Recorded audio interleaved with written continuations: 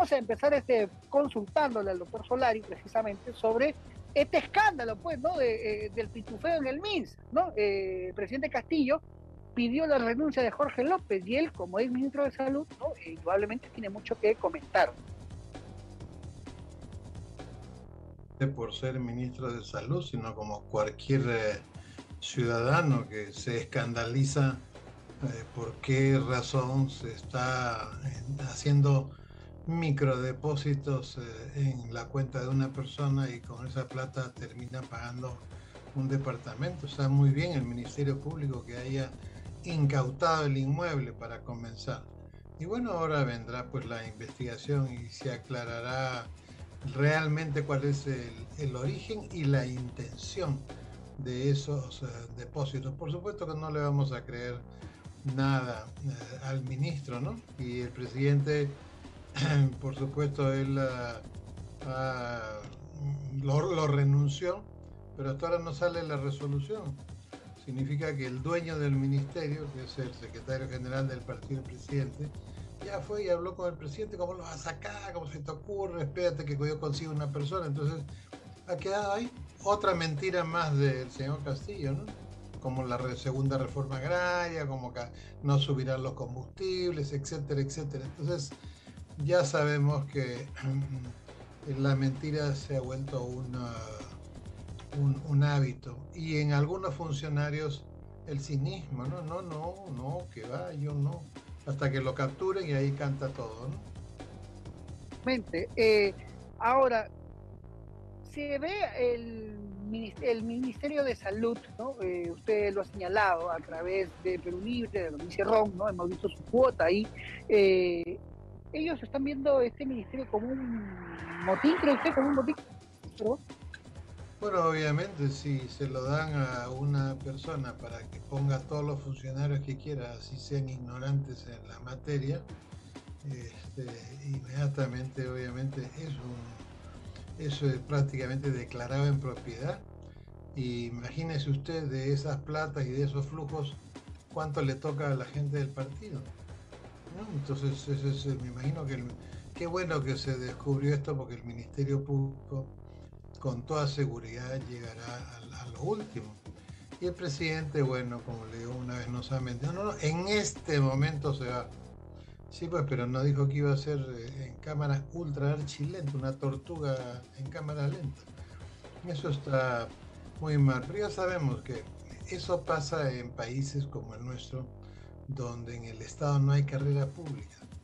O sea, un gobernador regional, un ministro, puede llegar a su despacho y cambiar a todo el mundo, desde el portero hasta el viceministro o hasta el director, el gerente general del gobierno regional. Los puede cambiar a todos, porque nosotros no tenemos carrera pública. Entonces, cada vez que se cambia, imagínense a un ministro, todo comienza de nuevo.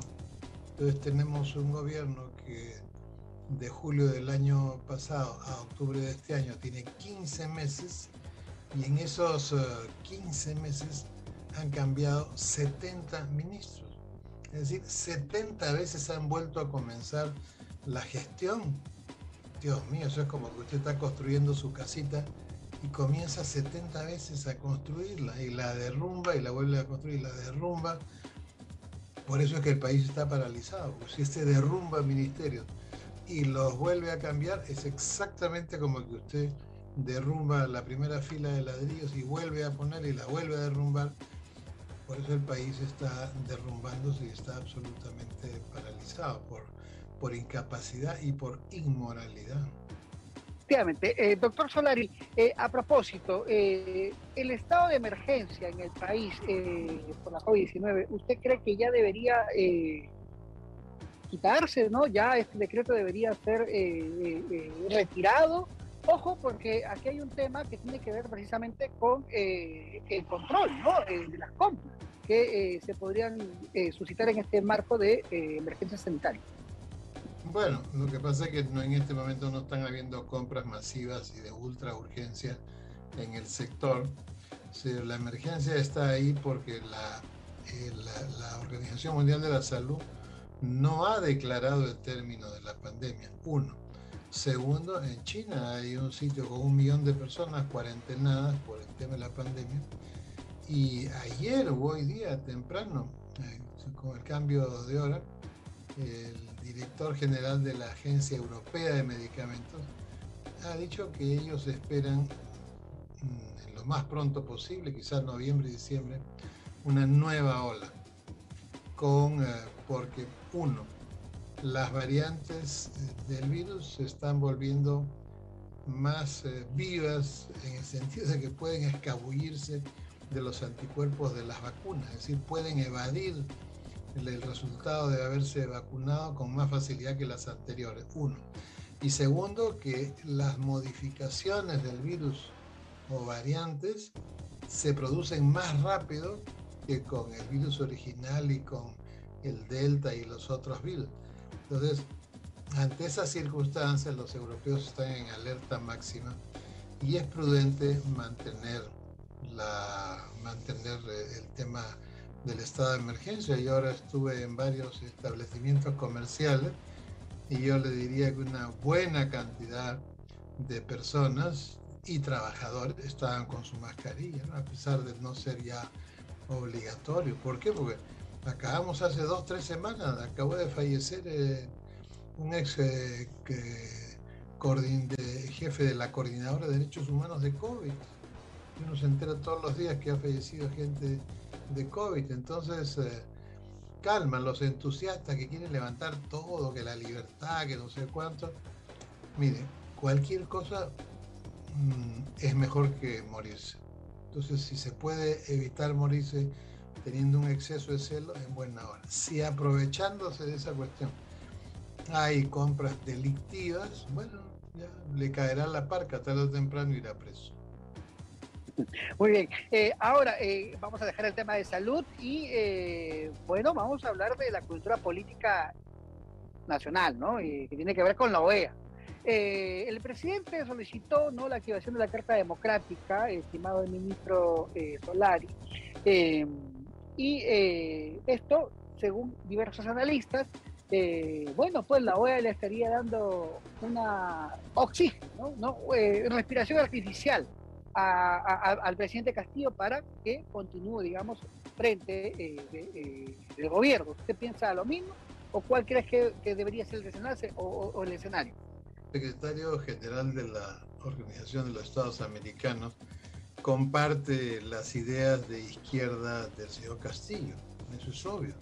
Y que, ojo, si uno lee con detenimiento la Carta Democrática, habla de que la Carta Democrática se activa cuando hay interrupción del orden democrático. Eso no ha sucedido en el Perú. Cuando hay amenazas, sí pues, pero acá existe balance de poderes, cada poder actúa según, y es obvio, ¿no?, de que si hay una denuncia constitucional en el Congreso donde están resumidos todos los delitos del señor Castillo, en los que habría incurrido, es obvio que los de la OEA la deben haber leído. Ojo que el Consejo Permanente de la OEA no ha activado la Carta Democrática. Simplemente el Consejo Permanente de la OEA ha dicho, ¿sabe qué? Vamos a mandar una misión a ver qué está pasando allá.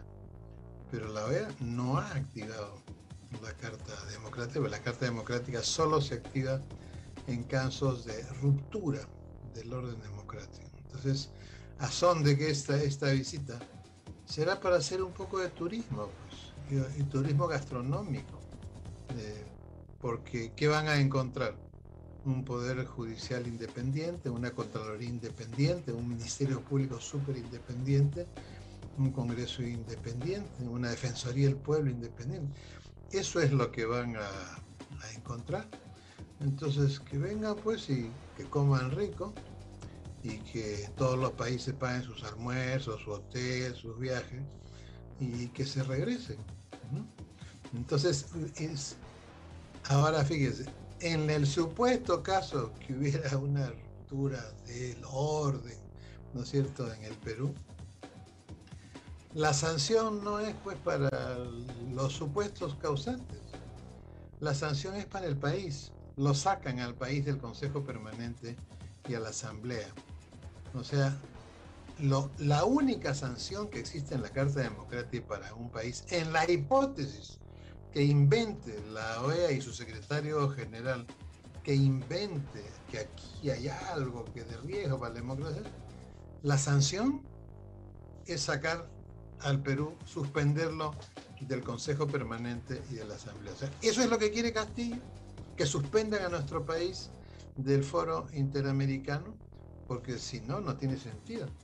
Y acá el principal responsable es el canciller, porque cuando le exige el presidente al canciller, vaya usted y haga esto, el deber que él tiene no es pues ser un subyugado a los deseos del presidente, sino a la imagen del país y a la verdad. ¿Es verdad que aquí no hay quiebra del orden democrático? Es verdad. Entonces, ¿por qué el señor va y se presenta y dice que sí y nos pone en riesgo como país de que nos voten, nos suspendan de la Asamblea y del Consejo Permanente? O sea, estamos en una situación crítica que yo confío en que termine pronto.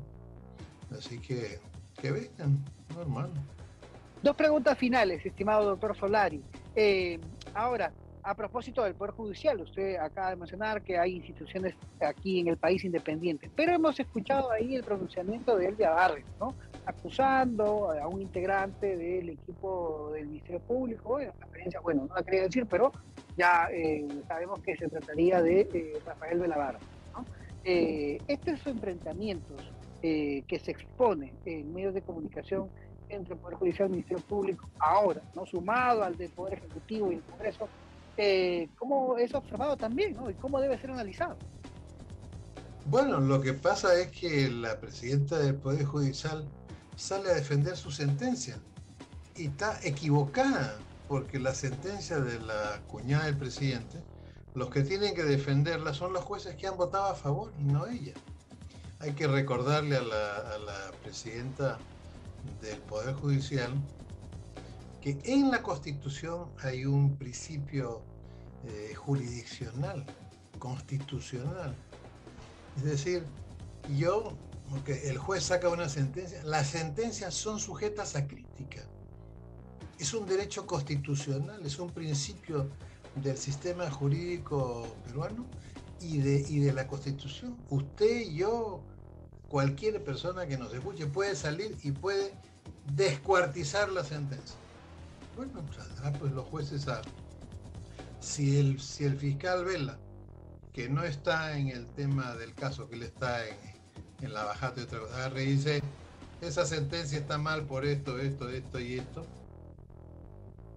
Eso es parte del derecho peruano.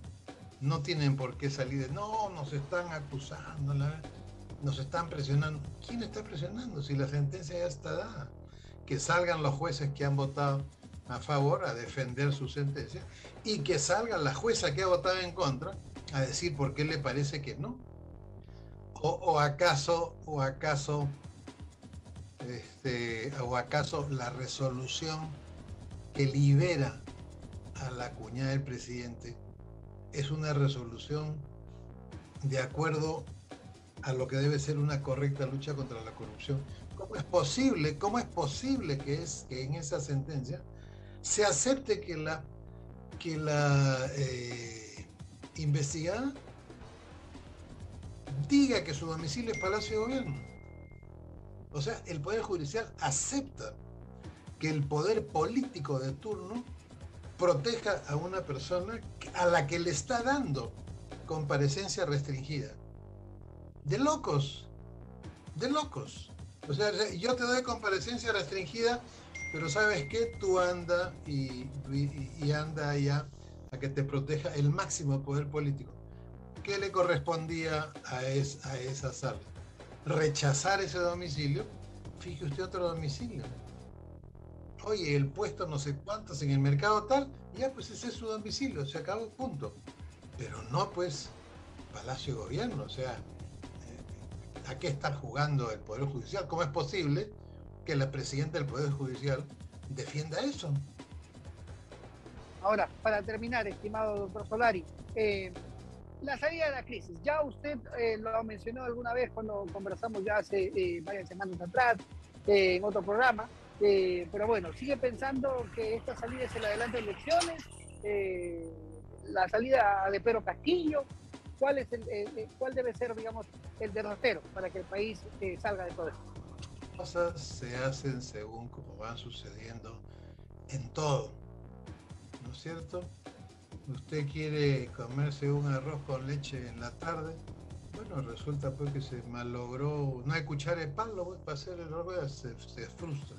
Entonces, en este caso, una vez que el presidente abandone el cargo por este tipo de acusación, a mí me da la impresión que estamos en el antepenúltimo capítulo, ¿ya? El último capítulo es la salida que ha pedido el cardenal Barreto, ¿no? En carátula del Comercio de Día. Ese es el último, pero entre el antepenúltimo, que es la acusación constitucional, y ese último hay un capítulo intermedio, que es en el cual el Ministerio Público estaría trabajando. O sea, no es cierto que la pelota en este momento la tiene el Congreso, no. Ellos tienen la acusación constitucional, pero ellos no van a tomar una decisión antes de que el Ministerio Público termine de armar otro arbolito de Navidad. Cuando suceda el último capítulo, ahí se tendrán que reunir las fuerzas políticas y todas las fuerzas que están sentadas en el acuerdo nacional, que está institucionalizado con un decreto supremo, y en el acuerdo nacional se tomarán acuerdos las fuerzas políticas, la sociedad civil organizada, y esos acuerdos se llevarán a cabo. Ya veremos qué cosas, en qué circunstancias se produce el capítulo final de esta triste novela, y después se tomarán las decisiones según la situación, las circunstancias y el escenario que quede en ese momento, ¿no? Hablar de eso ahora es como hablar cuando se me baje una llanta y yo haré lo siguiente. Pues espérate. Muy bien, le agradecemos, estimado doctor Solari, ministro de Estado, por ser parte de Tu Tienes la Palabra, y siempre, bueno, es saludable para nuestros televidentes escuchar sus opiniones. El artículo 55 de la Constitución dice que los tratados internacionales peruanos son parte del ordenamiento jurídico nacional. O sea, el tratado anticorrupción es parte constitucionalmente. No es que allá esté el tratado y acá está la Constitución, ¿cuál prima? No, no, no. Es parte del ordenamiento jurídico. Eso es el artículo 55, que no he visto que nadie lo mencione y es fundamental en el proceso de resolver la acusación constitucional. Gracias, señor Quesada. Sol TV. Muchas gracias, muy buenas tardes. Ahí estaban entonces las declaraciones, las opiniones, ¿no? Siempre académicas del doctor Luis Solari. Vamos a la breve pausa comercial y